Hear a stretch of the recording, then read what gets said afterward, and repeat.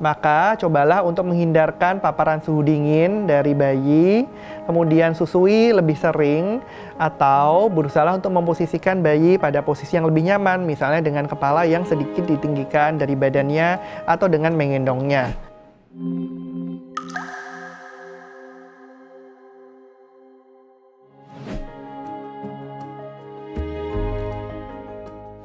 Yang pertama, pastikan bayi dan anak mendapatkan cairan dalam jumlah yang cukup.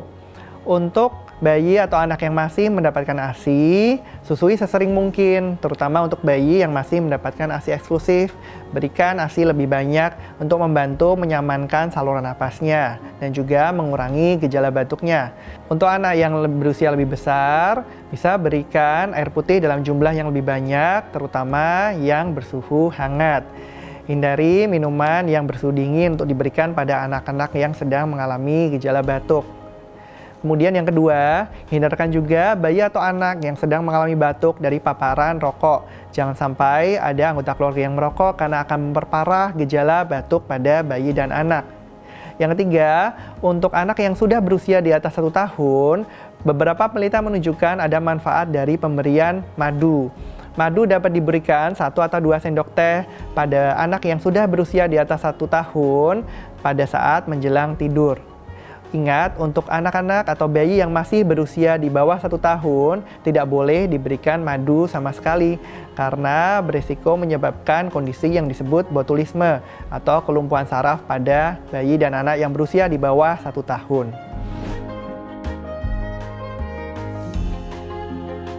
Yang pertama, apabila batuk disertai dengan demam tinggi yang berkepanjangan. Yang kedua, apabila anak atau bayi menunjukkan gejala-gejala sesak napas atau nafas yang tampak lebih cepat dan terengah-engah dari biasanya. Yang ketiga, apabila aktivitas dari anak sudah jauh berkurang atau tampak sangat terganggu dengan adanya batuk tersebut. Apabila ada gejala-gejala seperti itu, maka sebaiknya periksakan anak ke tenaga medis atau dokter spesialis anak untuk mendapatkan penanganan yang tepat. Memberikan obat-obatan sendiri oleh orang tua tanpa adanya resep ataupun saran dari tenaga medis atau dokter bisa memiliki resiko memperparah kondisi pada anak karena penanganan yang kurang tepat. Jadi hindari hal tersebut, dan apabila memang batuk sangat mengganggu dan tidak membaik dengan usaha-usaha yang kita lakukan tadi, maka segera periksakan anak ke tenaga medis atau dokter spesialis anak.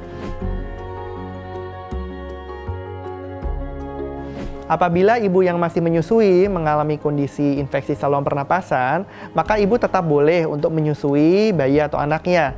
Namun, pastikan untuk selalu mengenakan masker dan juga mencuci tangan sebelum dan sesudah berkontak dengan bayi dan anaknya.